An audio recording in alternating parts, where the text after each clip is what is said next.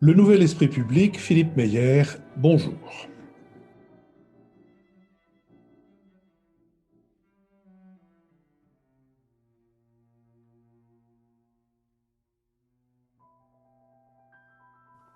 Bonjour, merci de nous avoir rejoints pour ce nouveau Nouvel Esprit Public, au cours duquel nous allons tenter d'éclairer certains aspects de l'actualité.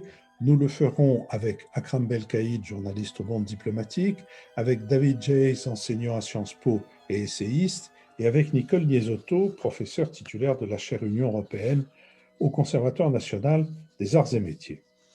Nous sommes partenaires de l'hebdomadaire Le 1, dont le dernier numéro est intitulé Algérie, le choc des mémoires.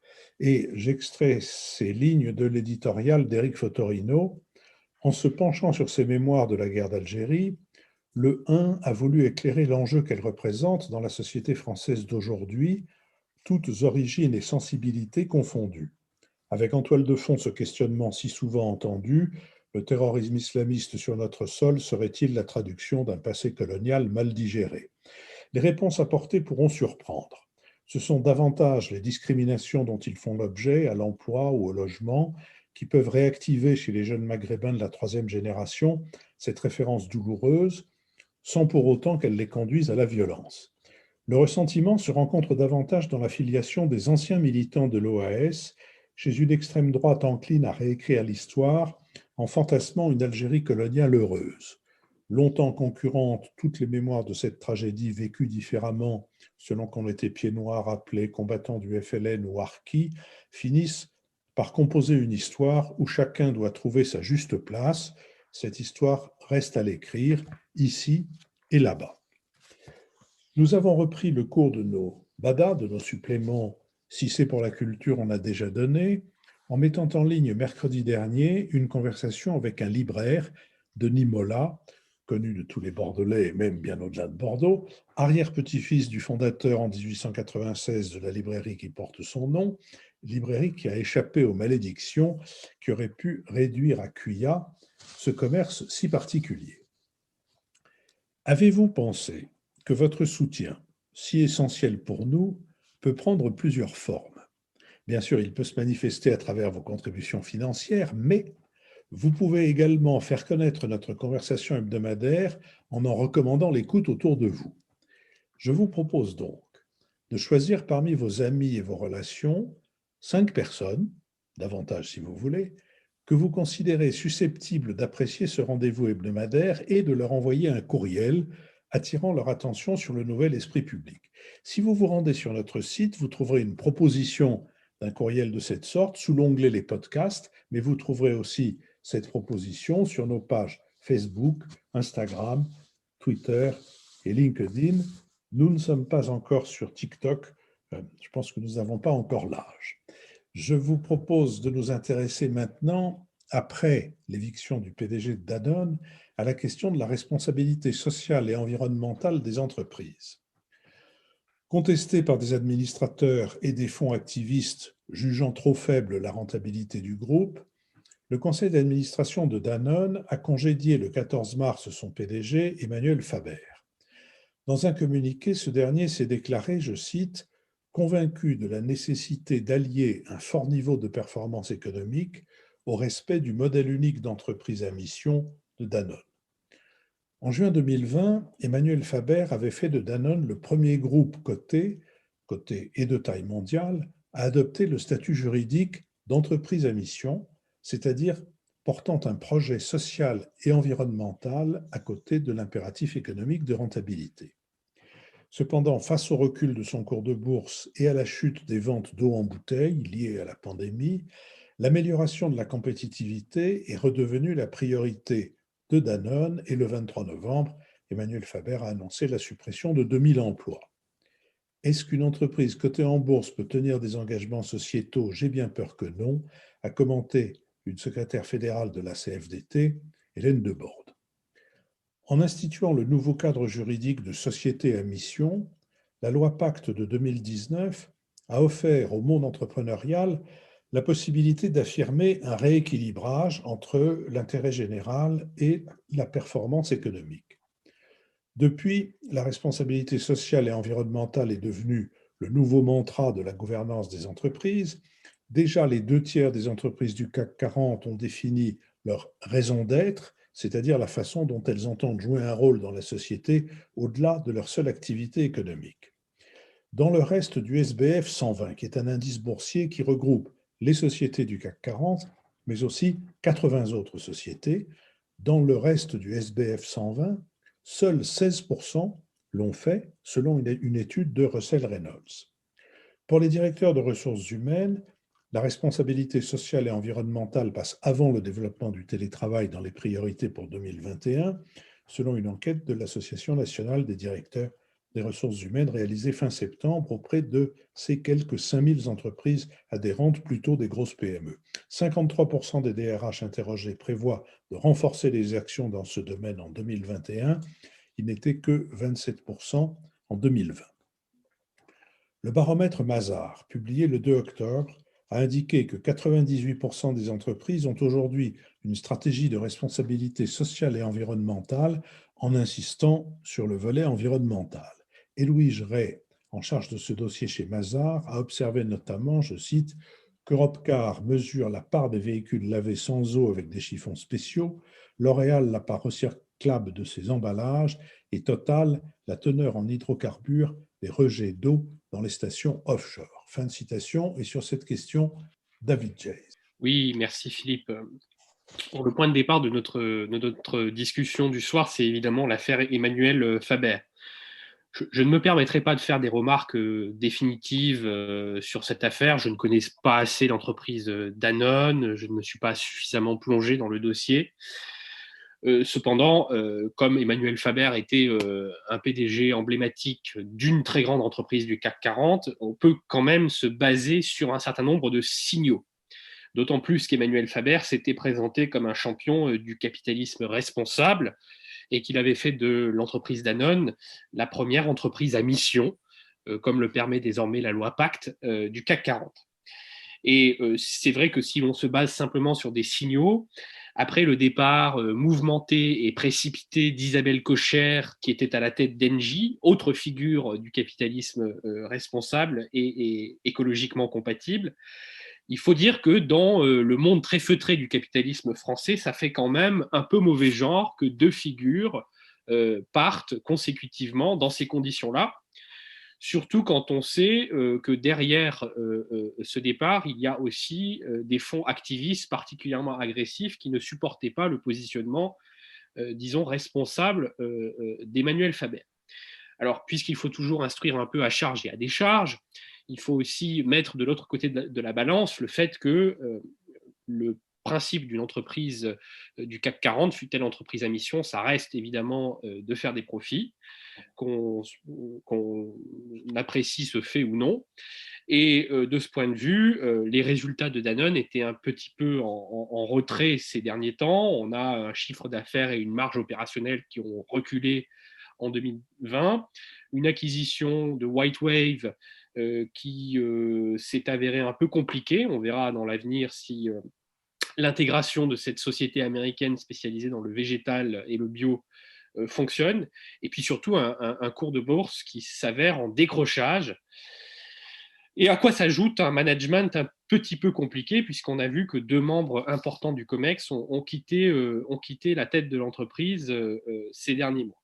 Mais au fond, tout ça est un peu l'écume des choses. Et moi, ce qui m'intéresse à travers l'affaire Faber, c'est au fond de quoi elle est le nom, c'est-à-dire d'explorer, au fond, ce qu'elle révèle de tension entre la performance opérationnelle et économique, qui est le cœur, en quelque sorte, de la mission d'une entreprise, et en même temps la vocation sociétale, environnementale de plus en plus importante qu'on lui fait endosser, et à juste titre, puisque sans entreprise embarquée en quelque sorte dans l'intérêt général, il n'y a pas d'inclusion sociale. Sans le concours des entreprises, il n'y a pas de transition écologique réussie. Ce n'est pas un gosse-plan étatique qui va tout seul dans son coin changer les choses, et pas davantage que une simple addition de comportements individuels. Longtemps, la responsabilité sociale, environnementale des entreprises s'est cantonnée à ce qu'on appelle la RSE, qui a été plus ou moins prise au sérieux par les différentes entreprises du CAC 40. Il me semble quand même qu'il y a une montée en puissance ces dernières années, comme on le voit avec la mise en place de comités RSE qui sont pris très au sérieux par les dirigeants de ces groupes. Et la loi Pacte, de ce point de vue, a introduit des changements qui sont quand même importants, puisqu'on a créé la raison d'être et le statut d'entreprise à mission.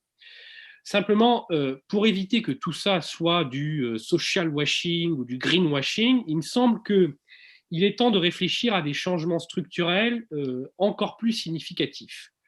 D'abord, si on veut passer au fond du capitalisme de la shareholder value à la stakeholder value, c'est-à-dire au capitalisme des parties prenantes, il faut réfléchir à mieux associer les salariés dans les conseils de surveillance ou les conseils d'administration des entreprises, comme c'est le cas en Allemagne ou en Scandinavie, où le principe de codétermination, de cogestion est vraiment dans les mœurs. En France, on est quand même très très loin du compte.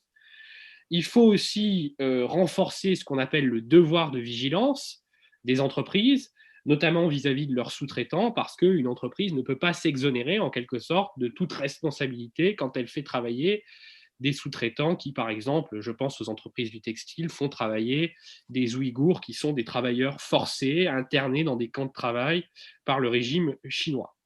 Et puis, la question de la finance est aussi extrêmement importante, et pas simplement des fonds impact, parce qu'on parle beaucoup des fonds impact ces derniers temps, mais leur encours au niveau français est assez epsilonesque par rapport à la finance mainstream. Non, ce qu'il faut, c'est qu'il y ait un véritable changement, une véritable bifurcation à l'intérieur de la finance mainstream, du private equity. François Villeroy de Galhau, gouverneur de la Banque de France, a dit des choses très importantes là-dessus ces derniers temps. Mais je crois que c'est vraiment par la finance, par la cogestion, par la codétermination qu'on pourra vraiment faire endosser aux entreprises une responsabilité sociale, environnementale, sans pour autant dégrader son exigence de performance, parce que ça reste des entreprises, ce n'est pas des ONG ou des associations en quelque sorte. Et je crois, et je conclurai là-dessus, Philippe, que probablement ce mouvement de fond, qui est irréversible, va être accéléré par l'exigence de la nouvelle génération de consommateurs. On voit bien que les jeunes générations n'ont pas envie, en quelque sorte, de laisser passer des pratiques douteuses. Ils questionnent beaucoup plus la provenance des produits, que ce soit des yaourts Danone, des baskets Nike, toutes sortes de produits. Et au fond, ils peuvent se lancer avec les réseaux sociaux dans du name and shame, dans de l'interpellation qui touche au portefeuille ces entreprises. Et quand ces entreprises sont touchées au portefeuille, bah, c'est souvent le meilleur moyen de les faire réagir rapidement et de les faire monter en puissance sur ces questions de responsabilité sociale, environnementale. Donc je crois que la question Faber, pour moi, elle est intéressante si elle nous permet de poser de manière un peu plus systématique la question des relations entre la responsabilité sociétale au sens très large et la performance opérationnelle des grandes entreprises. Alors, un mot avant de donner la parole à Akram Belkaïd. Le COMEX, c'est le comité exécutif. RSE, c'est la responsabilité sociétale des entreprises. Je ne saurais trop, mes chers camarades, vous inciter à ne point utiliser des acronymes ou des abréviations sans en rappeler le sens pour faciliter l'écoute par ceux d'entre nous qui, comme moi, ne vivent pas, j'allais dire, ne clapotent pas dans le monde de la haute responsabilité. Akram Belkaïd. Oui, merci. David a dit beaucoup de choses. Effectivement, il est très important de relever que ce n'est pas simplement une affaire qui ne concernerait que Danone, même si ceux qui suivent cette entreprise depuis plusieurs décennies feront remarquer que c'est une entreprise qui, de manière régulière, provoque des interrogations de par ses positionnements, de par ses choix stratégiques, de par sa manière de se renouveler, je dirais. On se souvient que le Danone d'il y a 30 ans n'est pas du tout le Danone d'aujourd'hui, ne serait-ce que parce que le positionnement comme entreprise à mission, comme entreprise prenant en compte les préoccupations de santé, de bonne alimentation, sont finalement très récentes. Mais de manière plus générale, effectivement, on a une vraie contradiction qui est posée clairement et qui n'est toujours pas résolue, y compris par ce que j'appellerais la recherche théorique. qu'est-ce qu'une entreprise? À quoi sert-elle? Si ce n'est à faire du profit, surtout si elle est en bourse et que donc elle doit rémunérer ses actionnaires. Si on fait un tour dans nos universités en France, et je pense notamment à l'université Paris-Dauphine, et que on traîne dans un amphithéâtre pour des élèves de licence ou de diplôme supérieur orientés en finance et en comptabilité ou en management, on aura cette réponse. Certes, elle sera atténuée parce que l'air du temps, parce que l'évolution, parce que les enjeux climatiques, écologiques, environnementaux font qu'on ne peut plus négliger ces questions, mais de manière, je dirais, globale, on est encore dans de ce qui était apparu dans les années 90, la création de valeur. C'est-à-dire que, in fine, la parole doit revenir à l'actionnaire. Donc, on peut penser que ce qui vient de se passer est logique, puisque des actionnaires ont estimé, ma foi, que une partie de l'argent qui aurait dû revenir aux actionnaires sous la forme de dividendes ou sous la forme d'une bonification du cours de bourse, ce qui aurait permis d'empocher quelques plus-values en fin d'exercice, eh bien, que cet argent n'a pas été employé à dessein, puisque c'est d'une certaine manière, ce sont d'une certaine manière des pertes engendrées par les efforts que Danone a mis en place pour justement augmenter sa responsabilité, répondre aux exigences de sa responsabilité sociale et économique. Donc ça nous amène à nous interroger aussi sur le caractère compatible entre des entreprises cotées en bourse qui continuent de fonctionner selon ce modèle et des entreprises qui demain exigeraient, s'orienteraient vers des missions, je dirais, hybrides ou essaieraient de euh, concilier le profit et la responsabilité environnementale. Dans le cas de Danone, ce qui est intéressant aussi de noter, c'est que certes, c'était une entreprise à mission, David l'a dit, c'est c'est le premier poids lourd français qui endosse ce label, mais la fronde, elle est venue d'actionnaires qui, il y a à peu près 18 mois, n'étaient absolument pas présents au capital de Danone, ou en tout cas, ils l'étaient de manière marginale. Et ils ont clairement identifié l'entreprise comme étant potentiellement déstabilisable, en tous les cas comme étant une entreprise qui pouvait être pointée du doigt comme ne répondant pas aux exigences des actionnaires. Ce sont ces fonds qu'on dit activistes, hein, le mot est d'ailleurs toujours très intéressant, parce qu'il est porteur tout de même d'une connotation politique assez forte. Donc ces fonds activistes se sont fait une spécialité de repérer des entreprises qui ne valorisaient pas suffisamment le retour sur investissement et qui donc n'étaient pas suffisamment à l'écoute de leurs actionnaires. Pourquoi je vous dis ça? C'est que cela veut dire que si demain on veut concilier euh, l'existence d'entreprises à mission et leur maintien en bourse, leur meilleur moyen de se financer, il faudra changer les règles du jeu.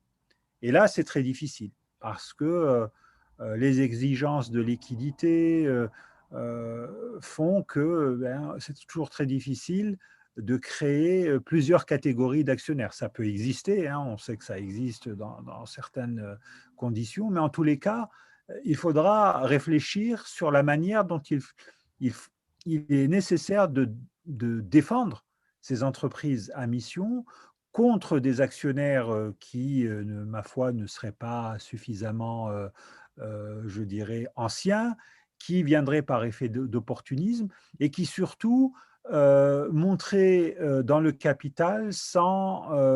alors, il y a bien entendu des seuils légaux, mais peut-être que les seuils doivent être, je dirais, réévalués pour le cas de ces entreprises, pour voir venir ces fonds de manière suffisamment, je dirais, assez tôt pour pouvoir les repérer. Donc voilà, moi, pour moi, ce que ça pose vraiment comme question, et je ne suis pas encore convaincu qu'il y a possibilité de faire cohabiter les exigences d'un capitalisme devenu entièrement dominé par la finance et les ambitions en matière de responsabilité environnementale et sociale. On voit bien que même Danone est engagé dans des plans sociaux, même si cela se fait avec l'accord des syndicats. Euh, Toutes les communications des grandes entreprises du CAC 40 sur la RSE font parfois penser à des économies de bout de chandelle qu'on ferait d'un côté pour faire oublier l'immense gaspillage qui est effectué, opéré dans les sites d'exploitation. Je pense notamment aux entreprises chimiques, pétrolières, etc. Donc là aussi, on est bien entendu très, très mobilisé par rapport à ces questions-là, mais de grâce, soyons réalistes par rapport à la réalité et à l'impact des mesures qui sont jusqu'à présent proposées. Et effectivement, David a raison de citer le rôle du consommateur qui va être de plus en plus prégnant, ne serait-ce que grâce aux réseaux sociaux, mais on a tout de même des secteurs qui devraient poser problème aujourd'hui et qui ne le posent pas. Prenons un cas très simple de batteries électriques que nous retrouvons un peu partout dans certains équipements de déplacement. Je pense notamment aux vélos et aux véhicules. Euh, Tout le monde sait qu'une partie des composants de ces batteries proviennent de mines problématiques. Je pense à celle de la République démocratique du Congo. Eh bien, jusqu'à aujourd'hui, toutes les campagnes lancées par Amnesty International et par de nombreuses ONG n'ont absolument rien donné, y compris auprès, je dirais, des jeunes consommateurs. Donc, l'affaire Danone, pour moi, est un révélateur je dirais, des ambiguïtés et des limites de nos sociétés et de notre incapacité à trouver des solutions pour justement concilier la nécessité d'avoir des activités économiques et en même temps à avoir une responsabilité environnementale et sociale réelle et non pas simplement proclamée. Nicole Nesotto. L'affaire Danone est symbolique de beaucoup de choses intéressantes, et notamment la difficulté du passage entre un capitalisme traditionnel, je dirais presque familial, en l'occurrence pour Danone, qui a été le modèle d'un capitalisme social pour ce qui est de son fondateur, et le capitalisme aujourd'hui mondialisé. Et on voit bien qu'il y a une contradiction entre trois objectifs. Une exigence financière qui est celle du profit, qui est maintenant effectivement portée par des fonds, des actionnaires qui sont souvent des fonds de pension et qui ne connaissent ni de près, ni de loin, ni géographiquement, ni quoi que ce soit, en rien du tout l'entreprise dans laquelle ils investissent. Deuxièmement, vous l'avez dit, l'exigence sociétale et environnementale qui monte et qui devient maintenant bien plus qu'une valeur, c'est une norme parfois contraignante aussi bien à l'OCDE qu'à l'Union européenne, j'y reviendrai. Et enfin, l'exigence salariale, parce qu'il faut quand même qu'un patron achète la paix sociale de son entreprise. Et concilier aujourd'hui ces trois exigences, le profit, la responsabilité et la paix sociale, ça devient très difficile, et Emmanuel Faber a montré, en tout cas, il a été pénalisé pour ne pas avoir réussi l'équilibre entre ces trois choses. Alors, ce n'est pas le premier, bien évidemment. Vous avez cité Engie, mais il y a eu aussi, il y a 2 ans, le patron de Unilever, un Néerlandais qui, pareil, a été remercié parce qu'il avait tendance à mettre en avant non seulement la responsabilité sociale et environnementale, mais surtout à contester, ça va avec la rémunération, le niveau de rémunération dont il était lui-même le bénéficiaire. Il avait notamment refusé l'augmentation non seulement de son salaire, mais de ses stock options, ce qui n'avait absolument pas plu aux actionnaires, et il avait été remercié. Emmanuel Faber avait exactement la même attitude vis-à-vis des rémunérations. Et il est parti en 24 heures, alors qu'il y a à peine un an, il avait obtenu 99% des voix pour transformer Danone en société à mission. C'est là où on voit quand même que la force des acteurs financiers est beaucoup plus forte que la force politique des conseils d'administration. Donc, un, ce n'est pas la première fois. Deux, ça touche aussi donc cette question du capitalisme financier, touche aussi la question de la rémunération des chefs d'entreprise. C'est une vieille question, mais qui fait très polémique dans nos sociétés. L'État en France a réussi à limiter les rémunérations des patrons des entreprises du secteur public, mais le privé est totalement libre de ce qu'il fait. Par exemple, quelqu'un comme le patron de Dassault Systèmes aujourd'hui a obtenu entre 2018 et 2019 plus 34% d'augmentation de sa rémunération, qui était déjà de 33 millions d'euros. Donc, ce sont des chiffres qui sont tellement spectaculaires qu'ils portent, qu'ils portent ombrage à l'image de l'entreprise. Et je crois que c'est un des points qu'il faut souligner, c'est que l'appétence pour la RSE, pour une mission plus sociale, plus durable, plus responsable de l'entreprise, est aussi une forme de capitalisme bien compris. C'est-à-dire que plus l'image de l'entreprise est vertueuse, plus l'image de l'entreprise correspond à ce qu'attendent effectivement les opinions de plus en plus sensibles au réchauffement climatique, de plus en plus sensibles à la disparition des espèces, à l'égalité des genres, etc., plus cette entreprise a les chances de gagner le marché. Donc, je trouve qu'il y a aujourd'hui, dans l'affaire Danone, une cécité très grande des fonds de pension qui ont voulu remettre le capitalisme financier devant le capitalisme de responsabilité. Mais en tout cas, ce qui est certain, c'est qu'il y a une course de vitesse aujourd'hui, il y a une lutte, peut-être une lutte à mort, entre le capitalisme de profit et le capitalisme de responsabilité, ce qu'on appelle ces sociétés à mission, qu'autrefois on appelait c'était un peu ce qu'on appelait le capitalisme social, mais alors maintenant ça prend une forme beaucoup, beaucoup plus large. Mais effectivement, on a une course de vitesse entre ces deux logiques. Alors, le Covid, parce que vous n'en avez pas parlé jusqu'à maintenant, mais la Covid va rendre encore plus aiguë cette tension.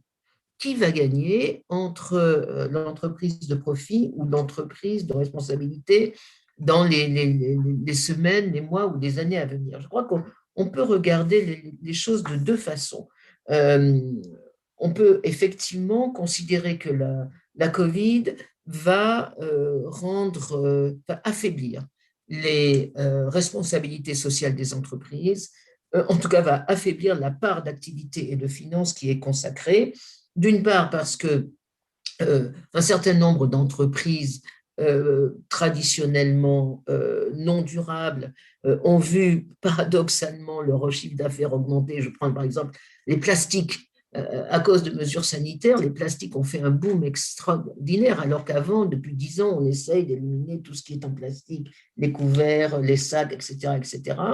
Et deuxièmement, les plans d'urgence qui ont été adoptés par les États sont des plans d'urgence pour lesquels on sauve une entreprise et on ne se regarde pas beaucoup si elle respecte ou non les engagements qu'elle avait pris en matière de RSE. Et deuxièmement, surtout, le Covid fait baisser les bénéfices d'un certain nombre d'entreprises. C'est le cas de Danone.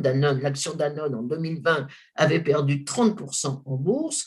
Et donc, les actionnaires, comparé à Nestlé, Nestlé avait un rendement de 18%, Danone que 14%, les actionnaires ont exigé que l'on retrouve le même pourcentage de rendement que Nestlé, mais malheureusement, la situation de Danone n'était pas aussi favorable. Et donc, on peut dire d'un certain côté que la crise pandémique va marginaliser encore plus les rares PDG qui voulaient donner un sens plus sociétal, une responsabilité plus grande aux entreprises. C'est comme la private equity, c'est-à-dire des fonds de pension équitables, ou en tout cas sinon éthiques. J'ai peur qu'effectivement la Covid ne les mette un petit peu sur la marge. En revanche, on peut tenir l'argument inverse, et là je ne suis pas d'accord avec ce que ce que disait Akram tout à l'heure. Moi, je crois que c'est l'inverse. Ce sont les entreprises de responsabilité qui vont gagner. Et en tout cas, pour ce qui est de la Covid, on voit très bien que les institutions, et en particulier l'Union européenne, qui vont aider les entreprises en difficulté, qui financent des plans de relance à hauteur de 750 milliards d'euros pour l'Europe et une partie des 40 milliards d'euros pour la France. La Commission européenne a mis des conditionnalités extrêmement grandes parce que ces subventions accordées aux États doivent être investies à au moins 30% dans des activités socialement responsables et durables. Autrement dit, si, et c'est ça je crois la bonne logique, la logique vertueuse, si les institutions européennes ou financières, quelles qu'elles soient, l'OCDE aussi, se mettent à exiger un retour sur investissement, non pas en termes de profit, mais en termes de RSE, alors je crois que la tendance va devenir pratiquement obligatoire pour la plupart des grandes entreprises et que les fonds de pension, à mon avis, jouaient leur chant du cygne aujourd'hui plutôt qu'ils n'amorçaient un tournant. Et enfin, dernière raison pour laquelle je crois que les entreprises à mission vont se développer, c'est effectivement le marché, le consommateur. Le consommateur fait très attention aux activités des entreprises. Un groupe comme Yves Rocher, Yves Rocher a souffert terriblement à cause de l'affaire Navalny. Zara souffre terriblement à cause de l'affaire des Ouïghours. Et sur les réseaux sociaux, dans le Facebook, etc., des communautés immenses de dizaines de milliers de consommateurs, de centaines de milliers de consommateurs appellent à des boycotts sociaux des entreprises parce qu'elles ne sont pas considérées comme assez responsables. Donc moi, je crois, je peux me tromper, mais je crois qu'en tout cas, le Covid aidant, ce qu'on a vu chez Danone, ce n'est pas le début d'une histoire, c'est plutôt la fin d'un capitalisme financier sans règles, sans vergogne, sans scrupules, qui a parfaitement fonctionné sur des algorithmes de très court terme qui demandaient aux entreprises de donner tous les trimestres un rapport sur les fluctuations boursières, tous les trimestres, c'est-à-dire un rendement à tellement court terme que ça empêchait les entreprises d'avoir la moindre stratégie d'investissement, d'avoir la moindre vision à moyen terme de ce qu'elles allaient faire. Je crois que ceci a été l'âge d'or du capitalisme financier, mais que c'est en train d'être terminé. Tant mieux si la conscience des consommateurs vient d'en aide d'une manière ou d'une autre aux Ouïghours, par exemple, et pourvu que ça dure, et pourvu que ça s'étende. Mais il reste quand même que dans les déclarations dont j'ai fait un résumé dans l'introduction tout à l'heure, il s'agit beaucoup plus pour les entreprises d'avoir des responsabilités à caractère environnemental, c'est-à-dire en réalité d'aller au-devant de l'exigence du marché et de trouver dans la mise en avant de ce souci de l'environnement un argument, une sorte de savonnette à vilain, comme on disait du temps de la monarchie, qui soit utile et qui soit dans son époque. Mais pour ce qui est des conditions du salariat, pour ce qui est des conditions du précariat, expression que regretté Robert Castel, avait inventé, pour ce qui est de ce qu'il avait aussi appelé dans le titre d'un de ses livres, La montée des incertitudes, je n'ai pas le sentiment qu'on puisse voir des initiatives sous l'égide de cette loi Pacte et de cette mission, de ces sociétés à mission qui donc se retrouvent avec une raison d'être, c'est le terme de la loi. Une société à mission, c'est une société qui a une raison d'être et qui peut afficher une raison d'être qui soit propice à un meilleur environnement et à une société plus juste. Je ne vois pas beaucoup de ces initiatives. David Jayes. Oui, alors moi, je ne suis pas du tout certain de partager l'optimisme de Nicole quant à l'après-Covid. D'abord, les 2 épisodes de l'éviction de Isabelle Cocher et d'Emmanuel Faber viennent nous rappeler à quel point le CAC 40 reste quand même dominé par des logiques financières de court terme, ce qui n'est pas totalement rassurant d'ailleurs, parce que le CAC 40, c'est censé être les 40 fleurons de l'économie française, et on peut se demander si dans ces boîtes, tout le monde est en quelque sorte en phase avec les grands enjeux, y compris économiques, des décennies qui viennent. Moi, je pense que dans le CAC 40, il y a 30 ou 40% de boîtes qui, malheureusement, ont des modèles économiques qui risquent de s'affaiblir considérablement dans les années qui viennent. Et puis, il y a quand même une abondance absolue de liquidité dans l'économie mondiale et des taux d'intérêt, vous le savez bien, qui sont très faibles, ce qui fait qu'il y a une tentation de la part des épargnants, des fonds de pension, des acteurs financiers de se reporter sur les marchés actions dans une période où les taux d'intérêt servis sur le service de la dette ou sur toutes sortes d'obligations sont faibles. Et ça ne favorise pas vraiment le capitalisme des parties prenantes, responsables, sociales, solidaires. Bon, moi je vois pour l'après-Covid 2 types de capitalisme émerger. Le premier, c'est celui qui est à l'œuvre depuis la fin des années 1990. C'est un capitalisme de plateforme transnationale.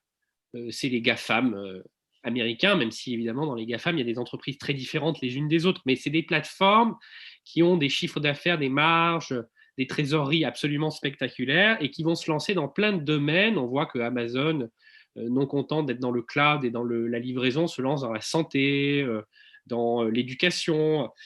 Et au fond, ce capitalisme-là, il va être concurrencé par le retour du capitalisme d'impulsion étatique, c'est-à-dire des États-nations un peu aux abois qui vont super subventionner des industries stratégiques comme la défense, l'aéronautique, l'automobile, des industries qui en plus sont un petit peu en difficulté, à la fois à cause de la crise Covid et puis à cause de la crise écologique.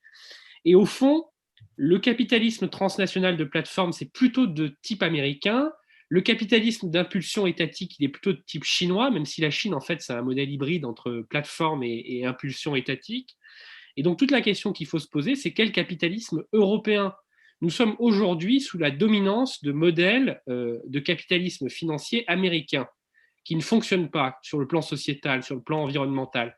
Est-ce que l'Europe va enfin se donner un cadre collectif du point de vue du droit des sociétés, du point de vue des conseils d'administration, du point de vue du financement, qui soit au fond à la hauteur de ce que l'Europe pense avoir à dire au monde au XXIe siècle?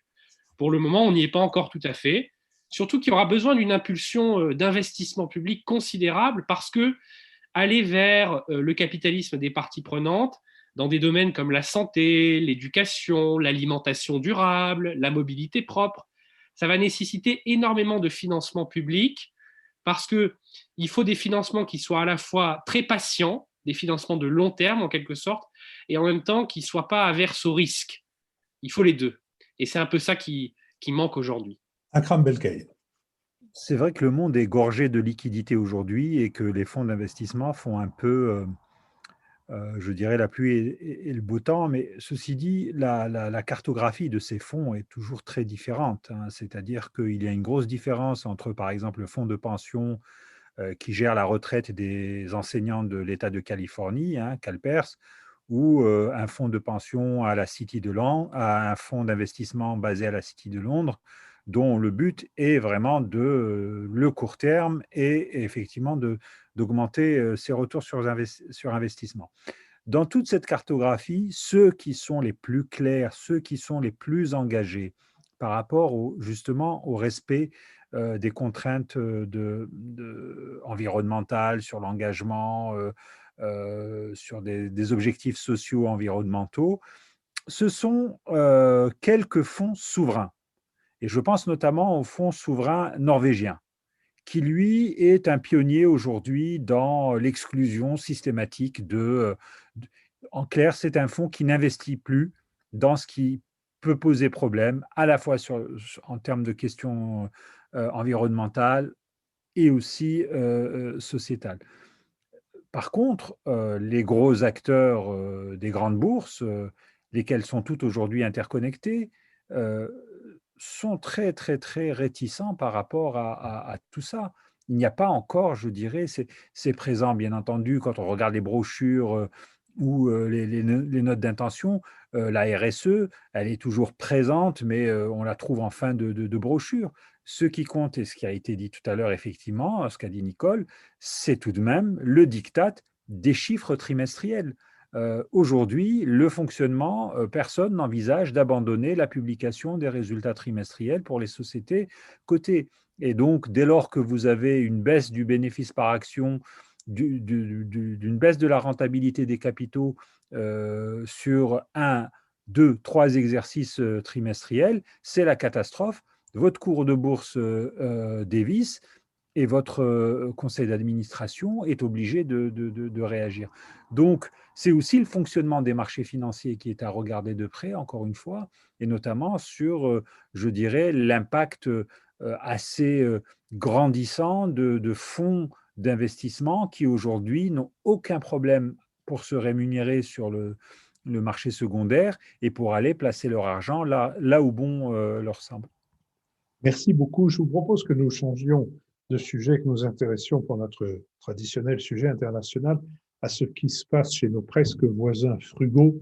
Frugaux, je fais référence évidemment à leur attitude réelle ou supposée quand il s'est agi de discuter le budget européen et le budget de relance, c'est-à-dire les Néerlandais.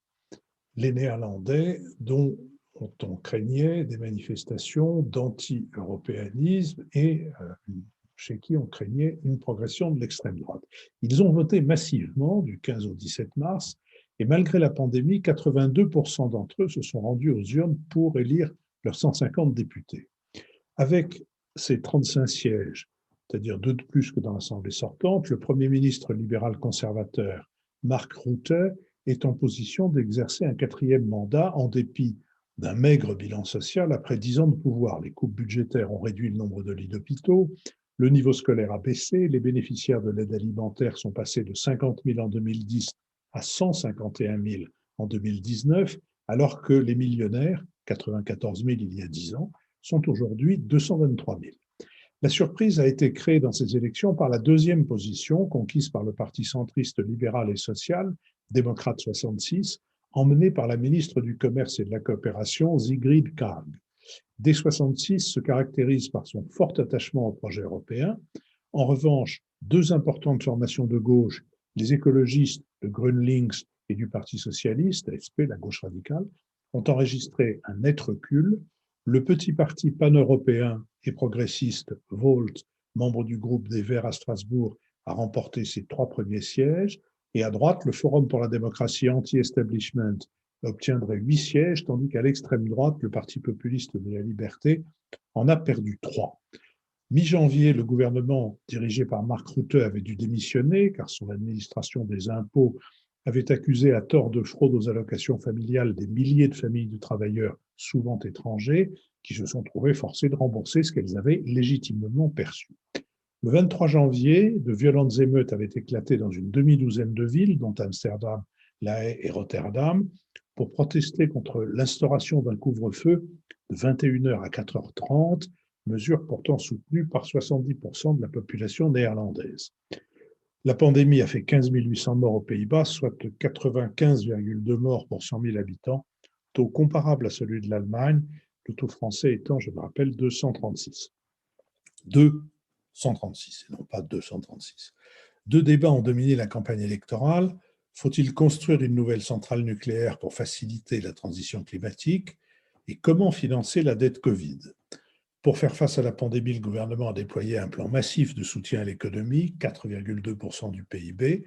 Grâce à cette intervention, la récession a été limitée à un recul de 3,8% du PIB en 2020, mais la seconde vague de l'épidémie, beaucoup plus sévère que la première, et une campagne de vaccination très lente, fait que la croissance devrait rester négative au premier trimestre de 2021, puis atteindre le plus faible niveau de l'Union sur l'année, 1,8%.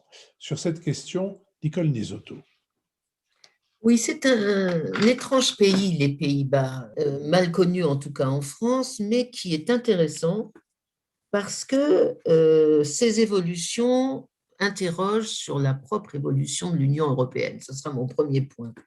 Il y a 3 évolutions récentes venant des Pays-Bas. Premièrement, c'était un pays fondateur, bien sûr, il faisait partie des 6 fondateurs de la CEE, un pays très européen, très fédéraliste, très intégrationniste, qui est devenu aujourd'hui un pays hostile à l'intégration, hostile, réticent à toute forme de solidarité intra- ou extra-européenne. Vous vous souvenez qu'en 2005, comme nous, Français, ils avaient voté non au référendum alors que l'élargissement, le Big Bang de l'élargissement venait d'avoir lieu. Et aujourd'hui, ils ont pris la tête, vous l'avez dit Philippe, de ce qu'on appelle le clan des frugaux, c'est-à-dire ces 4 pays européens qui se sont opposés fortement en 2020 au plan de relance proposé par la France et l'Allemagne parce qu'il y avait un début de mutualisation des dettes et parce que les Pays-Bas ne voulaient pas, comme d'habitude, disait-il, que les riches payent pour les pauvres étant les pays du Sud, accusés depuis 2008 de ne pas savoir gérer leurs affaires, à la différence des Pays-Bas. Et donc, ce premier passage est très intéressant d'un pays très fédéraliste à un pays hostile à l'intégration, et ils n'ont accepté finalement le plan de relance que parce qu'ils ont obtenu une ristourne de près de 2 milliards sur leur propre contribution au budget de l'Union européenne. Ce sont des marchands, il ne faut pas l'oublier. Deuxième évolution de ce pays, c'est un pays très riche, traditionnellement un pays marchand, dont la richesse est fondée sur le commerce et la culture, qui est devenu aujourd'hui le champion du libéralisme le plus dérégulé en Europe. Le Premier ministre Mark Rutte, qui a été effectivement élu de façon très spectaculaire malgré son bilan pas forcément positif, est un peu le Thatcher moderne. Il a complètement dérégularisé les services publics aux Pays-Bas. Le nombre de SDF a été multiplié par 2 en 10 ans. Il a eu une gestion du Covid assez calamiteuse au début sans politique et ensuite en confinant jusqu'à susciter des révoltes qui n'avaient jamais été vues aux Pays-Bas depuis 40 ans. Donc ça, c'est sa deuxième évolution. Et la troisième évolution, c'est un pays qui était jusque-là dans l'ombre et qui revendique aujourd'hui un leadership. C'est le pays qui profite le plus du départ des Britanniques, qui profite le plus du Brexit, parce qu'il a pris la place de l'absent, et il est devenu le leader de l'opposition à la vision française proposée par la France, opposition au renforcement de la zone euro, opposition à l'Europe politique, à l'Europe de la défense, à l'autonomie européenne. Bref, les Pays-Bas aujourd'hui veulent représenter l'alternative à la vision politique que la France. Et donc on voit bien, d'une part, que ce n'est pas un partenaire facile pour la France, mais que ces 3 évolutions sont quand même celles de l'Europe, c'est-à-dire une évolution vers moins de solidarité, une évolution vers plus de marché, plus de libéralisme dérégulé avec le moins d'intervention possible de la Commission, et une évolution où chacun a la prétention de dire sa règle, les Polonais d'un côté, les Pays-Bas de l'autre, les Français du troisième côté, etc. Ça, c'est mon premier point, et je trouve que c'est intéressant de les suivre en parallèle. Deuxième point, et pour terminer, les Pays-Bas ont sans aucun doute un bilan économique pendant la Covid positif. La question de savoir si ce bilan positif en fait pour autant un modèle. Et ma réponse sera bien sûr que non. Alors, je ne vais pas m'étendre sur le bilan économique de ce pays, mais il est effectivement, il justifie d'une certaine façon leur réticence à payer ce qu'ils appellent pour les frugaux. Il y a un succès indéniable de l'économie. Ils sont devenus la 5e puissance économique de l'Union européenne. Ils ont pris la place de Londres comme première place boursière européenne. Ils ont récupéré l'Agence européenne des médicaments. Ils avaient déjà Europol, Eurojust. Ils ont la Cour pénale internationale. Donc, il y a vraiment une réussite de ce pays sur le plan économique et international. Est-ce pour autant un modèle? Ça, je ne crois absolument pas, parce qu'il y a quand même quelque chose qu'il faut dire. C'est que ce Premier ministre et l'ensemble de la réussite des Pays-Bas est fondé sur une escroquerie, et j'emploie le mot un peu fort, mais à dessein. Ce pays fait partie d'un des grands paradis fiscaux de l'Union européenne. Je vous renvoie à un rapport du Parlement européen sur la criminalité financière et l'évasion fiscale paru le 26 mars 2019, qui tacle Chypre, l'Irlande, le Luxembourg, Malte et les Pays-Bas. Et je terminerai en disant que ce pays le plus vertueux est aussi donc le plus cynique, le plus frugal est aussi le plus tricheur. On a évalué à moins 3 milliards pour un pays comme la France, les pertes subies par les avantages, par la défiscalisation illégale que les entreprises font aux Pays-Bas. Donc il faut, je crois, arrêter de considérer les Pays-Bas comme un modèle de succès européen. Akram Belkait.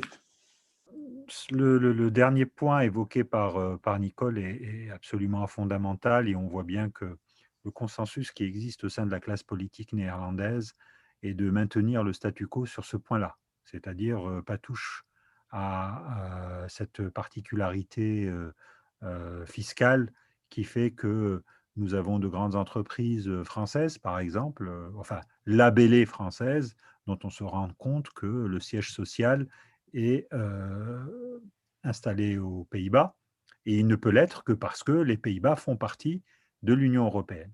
Donc on est dans une situation qui ressemble par miroir, par effet miroir, un peu à ce qu'on a pu subir avec la Grande-Bretagne au cours des 2 dernières décennies, c'est-à-dire des situations d'empêcheurs d'intégration, mais aussi des captations, je dirais presque de rente de situation. Bon, les Britanniques ont décidé de quitter l'Union européenne. Il est encore trop tôt pour savoir qui a été le vrai perdant dans cette affaire. Est-ce que ce sont ceux qui restent ou celui qui a claqué la porte? Mais en tout cas, aux Pays-Bas, malgré effectivement l'existence d'un sentiment eurosceptique assez fort, entretenu à droite comme à gauche d'ailleurs, avec un net recul de cette idée social-démocrate, avec un remplacement progressif par des idées un peu plus, je dirais, tranchantes sur la question des solidarités nécessaires au sein de l'Union européenne. Mais on ne remet jamais en cause la question du maintien ou non au sein de l'Union européenne. À mon avis, peut-être que je me trompe, c'est un sujet qui va revenir sur la table parce qu'il finit toujours par revenir. Merci. David Jays? Oui, d'abord, il faut dire que la victoire de Mark Rutte aux élections législatives aux Pays-Bas en font, lorsque Merkel quittera le pouvoir en septembre, le plus ancien dirigeant européen en exercice, à tel point qu'on le surnomme d'ailleurs le Premier ministre Téflon, tant il a l'air inamovible. Et c'est très important sur le continent européen, où les démocraties, en particulier en ce moment, très instables, très en crise, font valser au gré des alternances les dirigeants. De ce point de vue, il sera à la tête d'une coalition de libéraux et de chrétiens démocrates extrêmement solide, puisque aujourd'hui, aux Pays-Bas, on a d'un côté le camp libéral, chrétien-démocrate, avec une infinité de nuances, parce que c'est une démocratie parlementaire. De l'autre, une extrême droite populiste et anti-musulmane qui est très forte. On connaît tous Geert Wilders. Et une gauche qui, comme dans beaucoup de pays européens, une social-démocratie, une écologie politique qui est devenue presque insignifiante. Alors, pour revenir très rapidement sur ce qui a été dit par Nicole et Akram sur le positionnement des Pays-Bas en Europe, pour être honnête, pour préparer l'émission, j'ai relu un discours que Mark Rutte a prononcé en Suisse en 2019. Et c'est un discours extrêmement intéressant dans lequel, au fond, il précise sa vision de l'Europe. Et moi, je ne crois pas que les Pays-Bas soient devenus un pays, comme on l'entend parfois, nationaliste, anti-européen, etc. C'est juste qu'ils affirment une vision substantielle de l'Europe, en tout cas Mark Rutte, qui est très différente, au fond, de celle que nous avons communément en France. Dans ce discours, il dit, au fond, l'Europe, pour nous, les Néerlandais, c'est 4 choses. C'est un marché unique, en particulier le commerce, puisque nous sommes un petit pays, nous avons besoin d'une zone de coprospérité économique. C'est un attachement indéfectible à l'état de droit et à la démocratie, ce qui fait d'ailleurs que les Néerlandais sont souvent parmi les plus durs à l'égard de pays comme la Hongrie de Viktor Orban. Rappelez-vous les tensions extrêmes qui avaient eu au moment de la crise Covid en mars 2020 ou en avril 2020 entre Rutte et Orban. C'est troisièmement un attachement aux règles, donc c'est, comme on dit en anglais, rules-based, basé sur des règles, pas basé sur des décisions politiques, y compris des règles de discipline budgétaire. Et c'est quatrièmement, et ça c'est très important aussi pour ce petit pays, un attachement très fort à l'indépendance énergétique de l'Europe. Et on pourrait ajouter à l'indépendance, en quelque sorte, à la transition écologique. Et donc, il me semble qu'aujourd'hui, en réalité, l'Europe est dans une position inquiétante parce qu'on a trois visions concurrentes qui s'affrontent sur le continent. D'un côté, en gros, les pays d'Europe centrale et orientale qui sont attachés au libéralisme économique, mais rejettent le libéralisme politique et l'idée que l'Europe serait fondée sur des valeurs multiculturalistes, d'état de droit, etc. On a le couple franco-allemand et une partie des pays d'Europe du Sud qui sont intégrationnistes sur le plan politique et économique. Et on a un groupe de pays qui s'est solidifié d'ailleurs avec la crise du Covid, notamment autour du leadership des Pays-Bas et de l'Autriche, qui considèrent que l'Europe est d'abord un marché régi par des règles. Et donc, ça pose des questions extrêmement importantes pour la suite. On s'est réjoui bruyamment du fait qu'on a réussi à obtenir un accord de relance à l'arraché. Pour moi, ça ne répond pas du tout aux questions plus structurelles de l'identité européenne et de l'identité de ce projet de construction européenne, parce qu'on a des visions substantielles de l'avenir qui sont vraiment très, très contradictoires. Les Pays-Bas, comme la Finlande, comme l'Irlande, comme l'Autriche, comme le Danemark, c'est des petits pays, c'est des petits marchés qui ont besoin du marché unique européen, mais qui en même temps ne veulent pas en subir les contraintes économiques, par exemple la convergence fiscale. Et donc, et c'est très intéressant de voir qu'ils se sont désolidarisés de l'Allemagne. Donc, c'est des questions, les Pays-Bas posent en creux des questions intéressantes pour l'avenir. L'heure a sonné de notre dernière séquence, la séquence des brèves, que j'introduirai en disant que, me promenant dans ma bibliothèque, comme on fait beaucoup dans ces temps de confinement ou de couvre-feu, j'avais sorti un volume de Quarto chez Gallimard consacré à Joseph Kessel, à ses reportages et à certains de ses romans. Je l'ai ouvert par curiosité rétrospective, en ne me souvenant plus très bien de ce que j'en avais pensé autrefois, et en me disant qu'au fond, tout ça devait être sans doute bien dépassé, notamment les reportages. Ben, c'est pas vrai, c'est pas dépassé, c'est un genre. C'est un genre littéraire, il entre un peu de, comment dirais-je, d'invention et beaucoup d'observation et un savoir-faire et un homme, au fond, qui est celui à l'intérieur duquel ce savoir-faire couve et se fait. Il se trouve que ce quarto a été piloté par Gilles Heuret.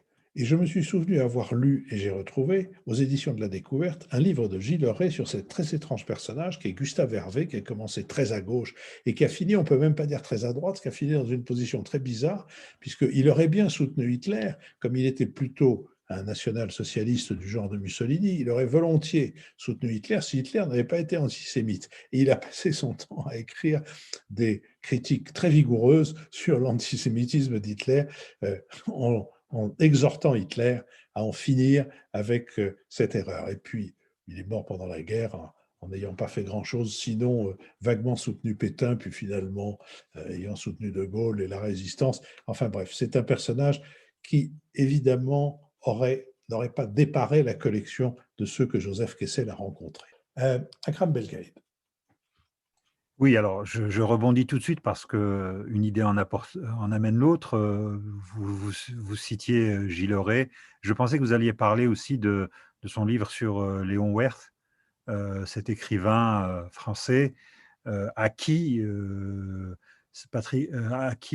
Saint-Exupéry avait dédié Le Petit Prince et qui est peu connu malheureusement, alors que ses écrits sur notamment la Première Guerre mondiale sont absolument saisissants. La France d'avant-guerre et de la guerre sont dans la plume de Léon Werth, quelque chose d'assez... Moi, ça m'avait ravi. J'avais lu cette biographie et je m'étais plongé dans l'œuvre de Werth de manière assez enchantée.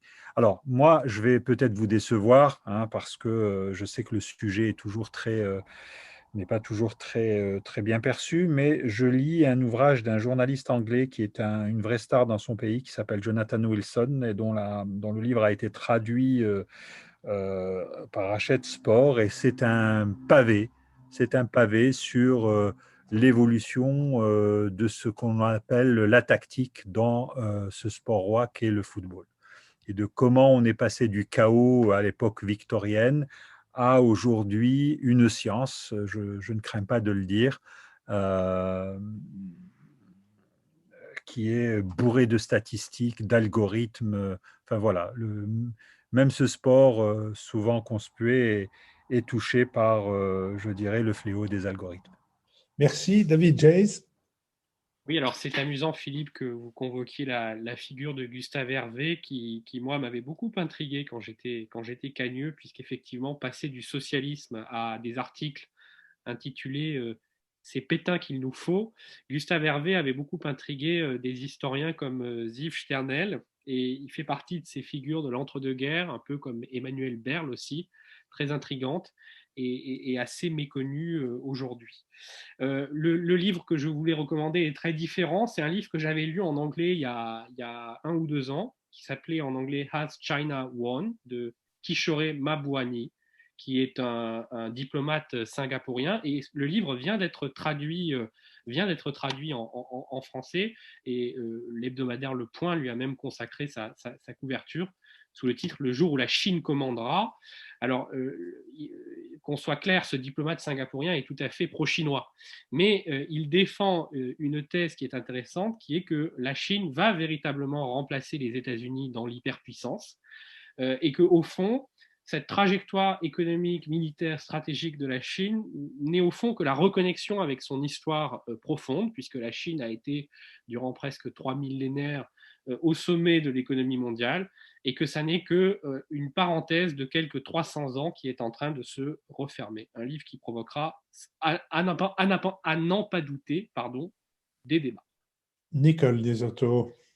Alors, moi, mon conseil de lecture porte sur un ouvrage de Michel Marian sur l'Arménie et les Arméniens, les clés d'une survie, chez Talandier, dans la collection En 100 questions. Et c'est véritablement le livre de référence sur l'Arménie. Désormais, c'est une somme. On y trouve. Alors, la méthode En 100 questions est à la fois très agréable, mais en même temps, elle permet d'avoir une vision très synthétique du problème en question. On y trouve aussi bien des sujets un peu anecdotiques, comme pourquoi le nom des Arméniens se termine toujours par Rian, ou quelle est la popularité de Kim Kardashian en Arménie, que des sujets beaucoup plus sérieux, beaucoup plus graves, beaucoup plus intéressants. Par exemple, les relations avec l'Iran, ça fait partie c'est un des éléments, je trouve, très intéressants de cet ouvrage. Donc, c'est une somme qui est à la fois très documenté, il y a presque un travail d'érudition dans cet ouvrage, et en même temps très d'actualité, donc je recommande en espérant que le sous-titre aille au-delà de la survie. Merci beaucoup. Merci aussi à Sophie Jacquin avec qui cette émission a été préparée. Merci à Nicolas Tourneau qui veille sur notre site, à Olivier Magloire qui veille notre plateforme de financement, à Benoît Carré qui assure le compte-rendu analytique, le compendium de chacune de nos conversations hebdomadaires, à Nouvelles Écoutes et à Julien Neuville qui nous produit. Vous nous retrouvez sur Facebook, sur Twitter, sur LinkedIn, et vous retrouverez notamment ce courriel que je vous propose d'envoyer à 5 de vos amis afin de nous faire connaître davantage. Merci et à la semaine prochaine.